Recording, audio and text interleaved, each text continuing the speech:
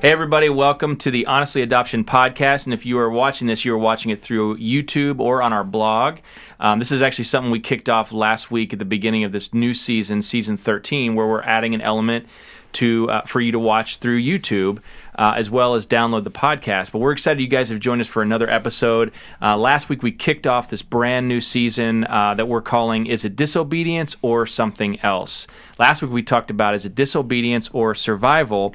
And in this episode, which is episode 105, we are going to be talking about Is It Disobedience or Lack of Executive Functioning? And personally, I like to call it Is It Disobedience or Squirrel? Squirrel. Which is you guys didn't laugh as much as you did last time. That you have. I'm sorry, you Gosh. used it too much before we started. It was a great joke. It was a great joke. Or what did you say? What was the one that you said? I don't know. You said, is it disobedience or Mike Berry? That's what Mike you said. Berry, yeah. Oh. My gosh, you guys are haters, man. Anyway, so. Wow, I derailed So there us. it is. The plane lost the wing. Disobedient or lack of executive functioning. Kristen And goes back on this is, course. yes, you did. This is Kristen Berry over there. Because I don't have a lack of executive functioning. Yes, that's true. No, She's you don't. probably the one of us that doesn't. So Her we and always John say- keep us we on always- track. So introduce the team, and then we'll kind of pause, and then jump Yeah. into the actual podcast recording. Yeah, 'Cause thank this you. is still just YouTube. Yeah, you guys have gotten us back Not on just track. YouTube. YouTube is awesome. Yes. But we're live on camera. So, yeah, introduce the rest of the team. I will. And then we'll Kristen go into Berry, it. Nicole Jurgis, producer Matt.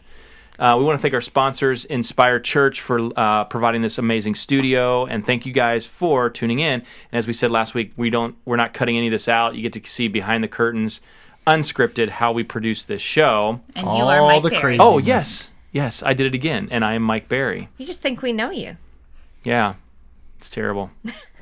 They should know you. Oh my gosh, we're talking about something else, not me. Disobedient. Or see Squirrel. or squirrel. Thank you very much. I'll be here all week. Yes. That's Okay, what Okay, you do. so are we just jumping right in? Because this is a prime example of what we're talking about today. All right. Yes. Yeah. So Is my child being No. disobedient, or is my child having a Yes. lack of executive Well, functioning? we do need to stop, and then we yeah, need I'm to going to start, drop my mic out, and then we'll be ready to go with the podcast. and then I'll start Are us you- back over again, and we're gonna roll right into Yeah, it. are you three All ready? right. Yeah. All right, we'll get Mike on track, and we'll be ready to go.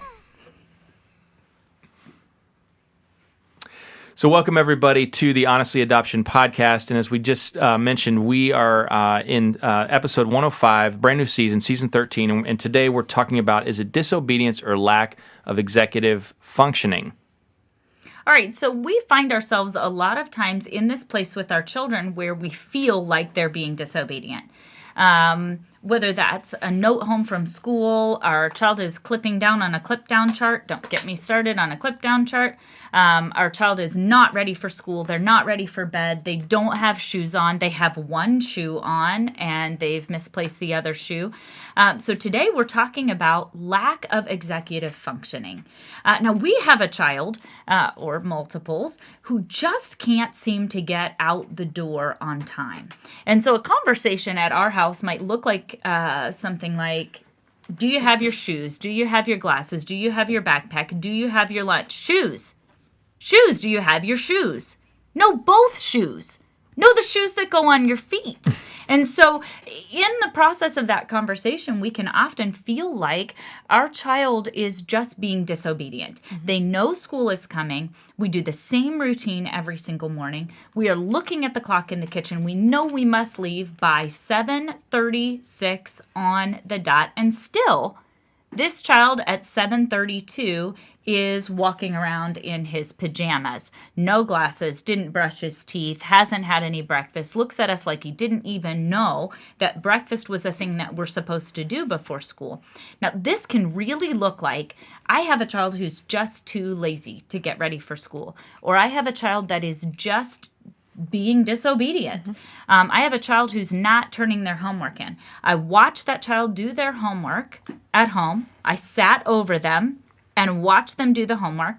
And then I find out on this handy app that we have from school that the child never turned the homework in the first place. So is this child being disobedient, or is it something else? And so today we're going to talk about what that might be when you have that child that can't get from point A to point B. Yeah, or melts down whenever you ask them to do something. You know, I sit down with my son and we do homework, and we bring up homework and he melts down. And after talking with someone about this, it was like, do you know how many steps there are in let's do homework? There is the step of going to get the homework. You've got to come back with the homework. You have to have a pencil. Like, there's a lot of steps that in my brain, it's just get your homework and sit down and do homework. In a child's brain who is overwhelmed and they have a lot of stuff going on, and it looks like that ADHD, like we said, like executive functioning or squirrel, that those distractions are there. It's overwhelming for my son to even sit down and do one sheet of homework with his mom sitting there with him. Yeah. So even getting to that point was overwhelming, and he was just refusing to do homework. So it looks like it looked like disobedience. My son's just being disobedient. Just won't do his homework. Yeah. We have an older teenage child who should be able to clean their room by now. And last night, after 2 weeks of asking this child to put everything in the room, we finally said, Grandma and Grandpa are coming in town. This is to be done by tonight. And this child, when I went up to check, after 2 hours of being home from school, is sitting in the middle of the room with piles of laundry and looking at the cell phone. And so I launched in, because I know better. But remember, we're all humans in beings. This equation. And I launch in and say, do you think maybe it's because you're on your phone instead of cleaning the room? And what we realize, though, is that looks disobedient. Yeah. Mom has been asking every day for 2 weeks. All right, it's time now. You need to get your stuff put away in your room. And then mom comes up after 2 hours of setting the deadline. Look, we've got company. You love Grandma and Grandpa. Please get this room cleaned up before Grandma and Grandpa get here. It looks like disobedience. And it makes me kind of angry because 2 weeks, really, by the time you're, nearing adulthood, you can't get your room clean. But a child who is struggling with a lack of executive functioning may not even know how to get started. Yeah. So what is executive functioning? Right. I want to say this too. Not only do they struggle with getting started, but it may just be one thing that derails them. And that's what oftentimes we think, oh, there's all this going on. There's all this this major overload when it comes to sensory. There's an Xbox. There's a cell phone. There's pets running in and out. But sometimes it's just one single thing that can derail them. It can be a lot of things, but we have people all the time that will reach out to us and say, I asked them to do one thing. And it was to take this bag of salt for our softener down to the basement and come back up. And you're thinking, like for our basement, it's a cellar basement. There is nothing fascinating about that basement at all. But it could be something as even a thought. They could have rounded the bottom of the stairs and looked out the window and saw the wind blowing, and that derailed everything. Right. Well, I didn't know that was a piece of executive function until you were explaining it. And you talk about that whenever you were, she had to explain this to me. Because I just think like ADHD, and I didn't know what to call it because you're not going to get this diagnosed by anybody. Like there is a actual disorder. Yeah. That is an executive functioning disorder. But this is not what we're talking about. You're probably not going to get this. You're probably not. So is this executive functioning disorder? It might be. Yeah. And it might be diagnosable by a doctor. Or, as we've learned in a lot of foster and adoptive and special needs parenting, sometimes we have to do the investigating ourselves, and we have to address some things that we see, some symptoms. And so what is executive functioning? It is the part of our brain that controls how we think, plan, do, and stop. So how we think through something, how we plan to get something done, how we then execute whatever it is, and then how we stop ourselves from doing something else. So let's say we need to complete a homework assignment. Our executive functioning is what gets us from point A to point B. I know I need to do this assignment for school. I'm going to get that out of my bag. I'm going to set it on the table. I'm going to gather all the supplies for the project. Then I'm going to start the project. Yeah. So I'm thinking, I'm planning, then I'm executing this, but I'm also stopping myself. So this is the part of our brain that controls our self-control. So let's say I've planned this project. I've got all my supplies. I'm ready to go. And I see the mirror in the dining room. We've placed a mirror in our dining room. It looked really nice. I liked it there. We were trying to be all trendy and cool. Right. It was very trendy and this cool. This is a train wreck. I do like the way it looks, but With let's kids. say, our executive functioning, this is going to stop me if I'm working on a project. I might see the mirror and think, man, my hair looks good today. But I stop myself from standing there for 20 minutes and looking at myself because I know I need to go and maybe taking selfies. Also because I'm in my 40s and I don't do that. But do you not? I don't. Okay, I don't you don't. at all. She really doesn't. Okay, but what's going to stop me? It's my self-control. So when I'm about to do something and I see, a squirrel, I say, oh, nice squirrel, and I go back to what I'm doing. That is my executive functioning. So it's the control center for everything, how we get from point A to point B. It controls our self-control, our working memory. Now, what working memory is it is our ability to take one concept and move it to another concept. So I can know, for instance, that the stove is hot at Grandma's house. Maybe I've touched the stove at Grandma's house, I burned my hand, and I know the stove is hot at Grandma's house. Now, because I have a good working memory, I can take that experience and I can put it into something else. So now I know, wow, it hurt to burn my hand. I now know that all stoves might be hot. I now know that if somebody says something's hot, that it might be hot. So an iron might be hot. A campfire might be hot. I can take that memory and I can apply it to a lot of different situations. That is so frustrating when our kids don't have that because, we're just dealing with that. Like, we don't set a fire in your house. Well, if you set the fire in the room, you go try it in the bathroom. Right. So I've learned I'm not allowed to set a fire in my bedroom, but I did not learn to not set a fire in the family room. Yeah. Or to not set a fire in the garage. We recently had a child steal something expensive, a laptop. And so what our child learned in that situation is, I do not steal a laptop. The child did not learn, I do not steal an iPhone. So when we have a working memory, we can take something. Maybe we saw someone get arrested for stealing. We take that memory and we say, wow, stealing might get you arrested. I'm not going to do that. Or even put it for yourself. Because sometimes they say, oh, well, that person got arrested for stealing. I'm not. That might apply to them, not to them. Yeah. But that person. Yeah. Well, I didn't steal a laptop. Yeah. Yes, but you stole a phone. Yeah, but I didn't steal a laptop.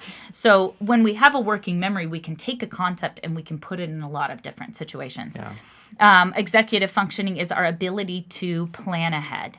So let's go back to the kid who can't get ready for school. Now, we know at our house that we do about 3 steps, right? We're going to eat our breakfast. We're going to brush our teeth. We're going to eat our backpack. These are the first 3 things we do before we even get to the mudroom. I have one who wears glasses. That still is on the list every day. So I'm going to get my backpack. I'm going to eat breakfast. What was the other thing I said? Brush your teeth. Brush your teeth. You should probably get dressed.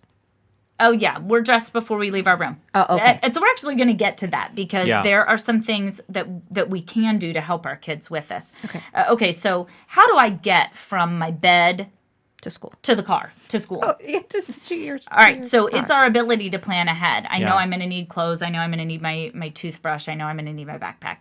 All right, executive functioning is our ability to begin and complete a task. So go back to the child that's sitting on their bed looking at the phone.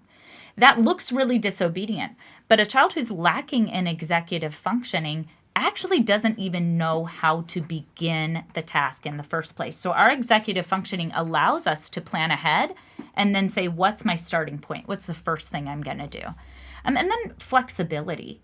So our executive functioning actually helps us with some flexibility. So let's think about, I'm going to get ready for school, and I walk out to the mudroom, And my favorite pair of shoes is soaking wet because I was out in the rain last night. Flexibility within executive functioning is going to allow me to say, right, but I have another pair of tennis shoes. But I could wear my flip-flops to school. So that flexibility is what helps us get to point A and from point A to point B, while also taking in some other factors. Sometimes we're driving to school and a road is closed. Sometimes we're about to brush our teeth, but we accidentally dropped the toothbrush in the toilet. What am I going to do next? There's some flexibility in there. And our executive functioning actually helps us to get where we're going and take into account that sometimes things don't go the way that we intended. Yeah. It's so, like, when you explain it and you break it down, gosh, all of our kids are, you see your kids in that, like, oh, gosh, yeah, they're having a huge problem with that. But until you understand this piece, man, it looks like disobedience. And I dealt with this for so long until someone like broke this down. And even with you explaining it even further today before we did the podcast, she sat down and explained it to me because, I'm kind of I have that issue with sometimes the planning ahead. Yeah. I struggle with that piece. And so it was really good to hear, like, there's some issues there that if we look at ourselves, we all have some difficulty in that executive functioning piece. Yeah. There's some things that we all lack there. Yeah. Absolutely. Well, and I want to say, this is, again, and as we're talking through all this, this is incredibly frustrating. And we know that, because even that flexibility, a lot of these things are easier said than done. And I think this really leads us into the next part, which is what do we do? Because a lot of parents are like, we talk to parents. We've had parents ask us questions like, in fact, I was just talking to a dad recently at one of the conferences we were speaking at, and he said, my son he won't, I ask him to do something simple like take the trash out to the trash can. And then the next morning, I find the trash strewn all over the place because he set it down next to the trash can, and raccoons got into it. Mm-hmm. And I'm so frustrated, and I know he's just doing that because he's mad at me. And I'm listening to him like, that's not really the case. It could be the case, it but could be one of those are, other issues that we're going to talk about. But sometimes we had another mom who said to me recently in a conversation that I don't know what to do because the school mornings. We try to get ready for the school, and my little girl is all over the place. She's 7 years old, and she immediately gets up. She doesn't do anything I tell her to do. She's all over the place. What do I do? So that's going to launch us into, okay, here's the what. Now what's the how? Now the how. Right. I said that right. The what, the how. Yeah, there we go. This is kind of what it looks like. And I think one of the conversations we're always having is I have sympathy. I have empathy for my child when I see it the way we're describing it right now. Yes. All of a sudden, even as I tell the story about my daughter that just happened like less than 12 hours ago, I have empathy for what is going on in that situation. But in the moment, this just flat out looks like disobedience. Yeah. I asked you to take this bag and put it in the attic. This is not that complicated. It's walking up one flight of stairs, opening the door to the attic. I don't even care where you put it. I just asked you to open the door to the attic and fling it in there somewhere. As long as we can't see it. Yeah, right. Exactly. But the bag made it from the kitchen to the dining room. One room over. Yeah. And really the task was very simple. So in the moment, even though here, separate from the situation, I could bang my head against a wall because I was kind of rude to my child about this bag not making it to the attic yesterday. But when I realized what's really happening, I realized that there is an inability to get from point A to point B. Right. And it does look a lot like ADHD. And we've talked about that because you and I struggle with that. And it looks a lot like that. But I think the difference is that you and I can get distracted and be like, oh, right, I was doing this and go back to it. And we come back to it, yeah. But our children, they may get never distracted return. And never return to it. And that's where the disobedience piece comes in. Because you guys are very, you allow your children to take some time to do things. You weren't telling her she had to do it like she had some time to get this task done. But what made you frustrated was not only was the laundry there, but now she had gone up the stairs right next to the attic and didn't have the bag with her, and she was moved on to something else because she got distracted there in that living room and never went back to that task. Right. And I think like your friend who, the son put it down next to the trash can, maybe saw a basketball. Yeah, and that's what it is. And he never came back. That was this guy who's talking to me. He's frustrated because even when he was telling me like he never picked the trash can. He walked back past the trash bag laying by the trash can. Never picked it back up. And then when this father said, "You didn't pick the trash up," the kid looked at him like, "What? Why?" I took it out. Right, but I did what you asked me to do. Yeah, he didn't even remember that the task was to put the trash in the trash can. Now, this child does have a diagnosis. He has an FASD, he has a fetal alcohol spectrum disorder, and that is a common characteristic. Absolutely. Inability. So why does executive functioning get damaged? Right. This can be because your child has ADD, ADHD. Yeah. This can be because your child was drug or alcohol exposed. This can be because your child was exposed to trauma. So a lot of things affect that part of our brain that controls executive functioning. Yeah. So we have a child, and I'm notorious for this. I like things to be the way that they're supposed to be. So I wanted the bag in the attic. I wanted the room clean before company comes, whatever it is. I like the dishes put away where the dishes belong. Yeah. And what happens is that I have now given the instruction, and I've maybe given another instruction because a fair amount of time has gone by. I'm pretty aware now of how executive functioning works, so I'm trying to slow myself down. But I may say something like, Grandma and Grandpa are coming tomorrow, so we need to clean the kitchen, we need to empty the dishwasher, we need to have all of our rooms clean, everyone needs to have a shower, I was hoping you'd get your hair cut. Now, I've said all this stuff that some of my kids are like, okay, cool, we got a lot of stuff to do before Grandma and Grandpa come tomorrow. Yeah. Some of my kids only heard one of those or heard one of those and then a piece of the other one. Right. And I've now piled on a whole bunch of things and that child has completely lost the goal of where we were going with this. I was telling you this story earlier when we were talking. I was telling my son that he had an appointment to go to. And then after his appointment, I'm headed to Terre Haute. My son heard, you have an appointment in Terre Haute. Right. And he packed a bag to go to Terre Haute. So he has like all this stuff. And I'm like, what are you doing? He's like, well, Terre Haute, that's far away. So I brought some stuff to do in the car. Oh, bless his heart. But you're not going to Terre Haute.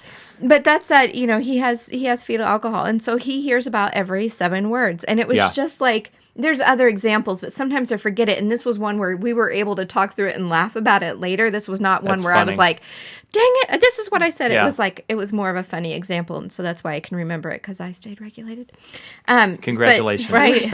So but those are some things like we will see in our children, and we need to understand that, they have this complete misunderstanding, and it's not the disobedience piece.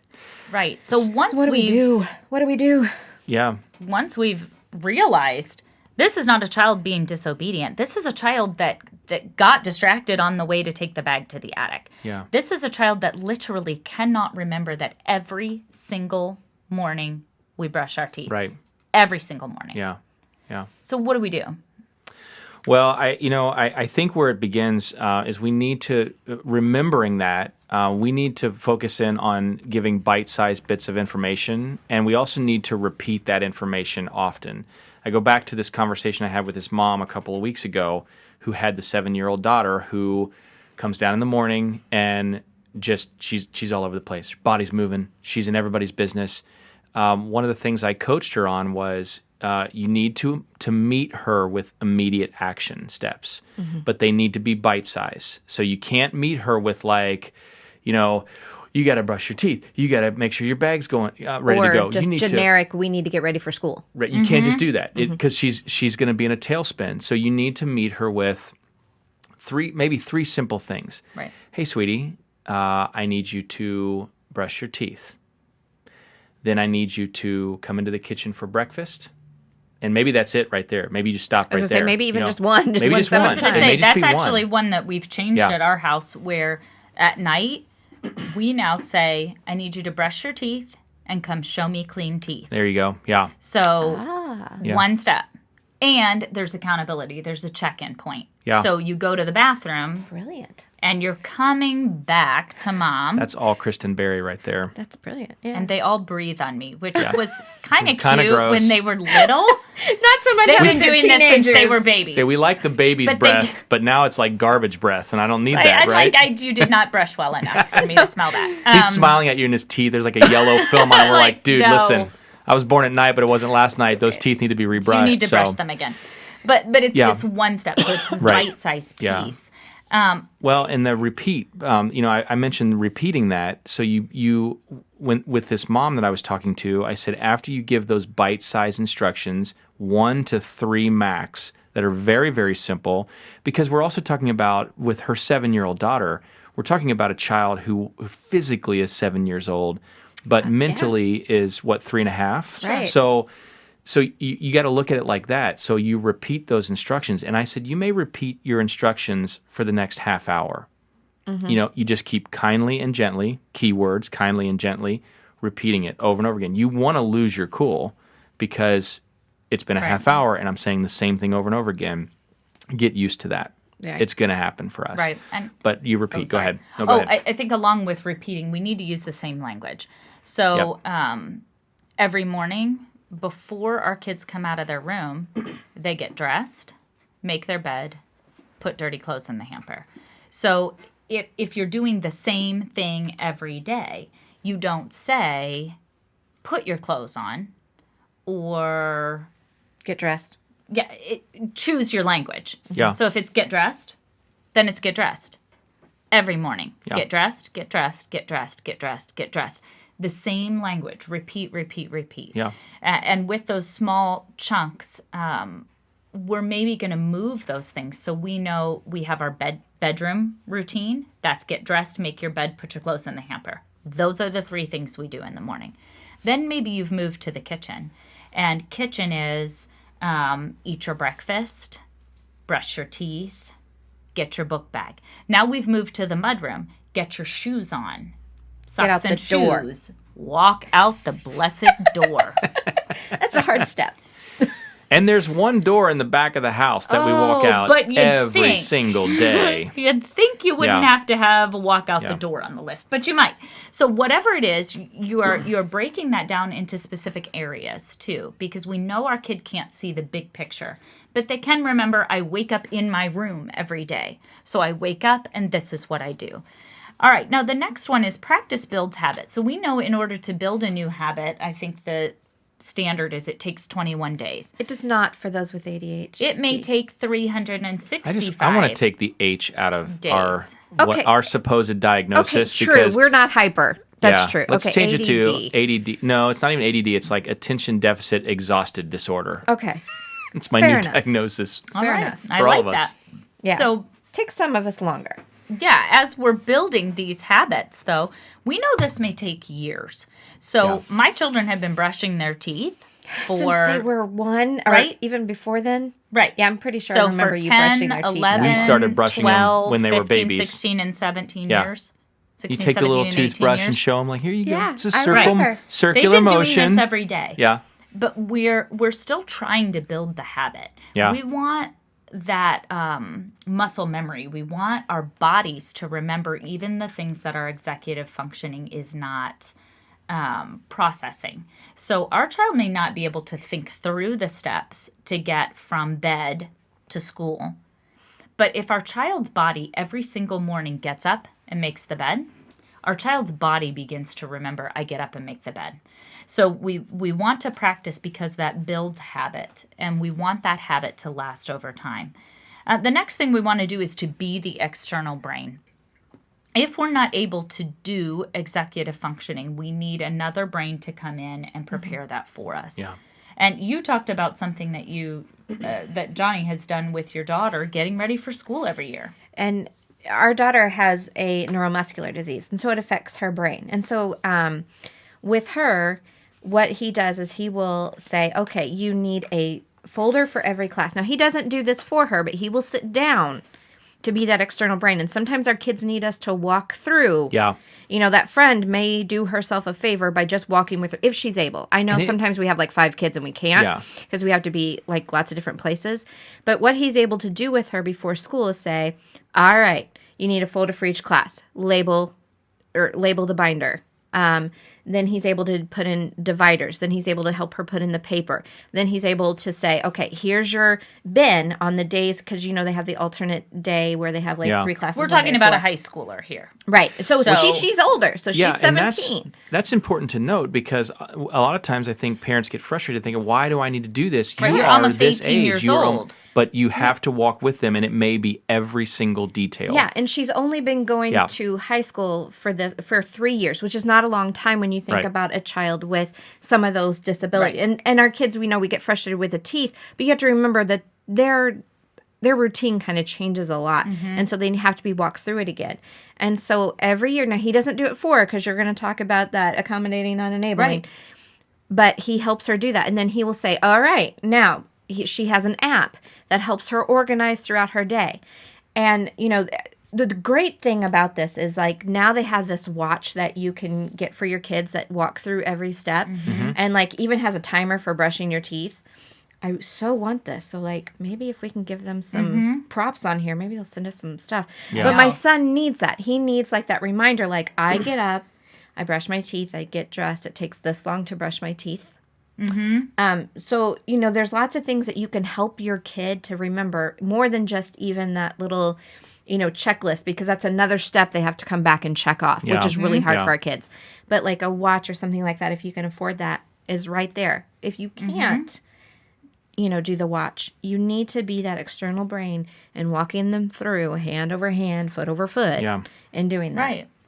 And so that kind of leads us to our last one, and we could talk about this all day. We've got a lot of great ideas, and I think I should have written this on here. No? All right. Once I tell the last step, then I'm just going to give a resource right now.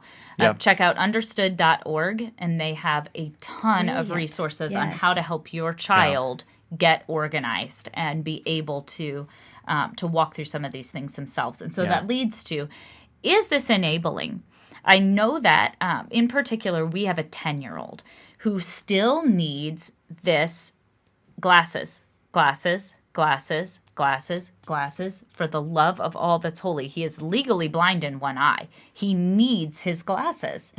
But every day, we need to lay the glasses out. We need to point to the glasses. We need to verbally remind glasses. We need to carry a backup pair of glasses in the car, one in my purse. We have backup glasses all over. Now, is that enabling our child? And the truth is, accommodating is not enabling. When we'll go back to Nicole's daughter, she has mitochondrial disease. This is not poor behavior. This is a disease. So let's say she needs to be fed through her feeding tube. We don't all sit around and go, well, that's just plain ridiculous. I'm not enabling you any longer. You Eat your food. Right. Drink your drink. Yeah. What's your problem? Why aren't you getting enough nutrients and calories? Why don't you just work harder? Well, we would never do that. You feed her through her feeding tube. You make sure she gets to the doctor. You make sure she gets enough sleep. You make sure her wheelchair is working. This is not enabling. This is accommodating. And so we need to remember that when these disabilities are invisible, that we're not enabling our children. We're accommodating. So now with our 10-year-old, we're not going to baby him into this. We might have, and we do have, 5 pairs of glasses right now. That's accommodating. We just have them. We buy them cheap at Walmart as soon as we get our new prescription every year, and we've got a pair everywhere. That's accommodating. We know that he is having some trouble remembering step by step. We also know he needs his glasses. So we're going to have a backup pair. We're accommodating when we are giving a visual cue. So if in the bathroom we have a picture of someone brushing their teeth, a picture of someone washing their face, whatever it is, a picture of someone flushing the toilet, whatever it is we're working on, we're not enabling. We're accommodating, because we always want to remember we're raising adults. And so anything that we are doing, when we recognize this is not disobedient behavior, this is a lack of executive functioning, we first want to accommodate. We second want to begin to hand these things off to our children. So your daughter is using an app on a phone that she can go back to.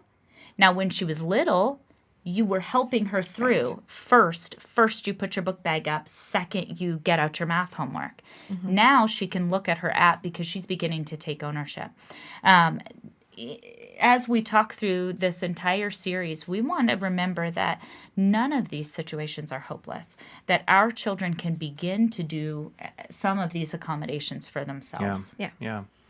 Yeah, another great discussion. I think this is highly valuable because I think a lot of parents, we talked about survival brain last week, and a lot of parents are in that situation, but this is something that I don't want to say every parent. It's very hard to see, but I think it answers a lot, hopefully fills in a lot of blanks for them. So really good stuff.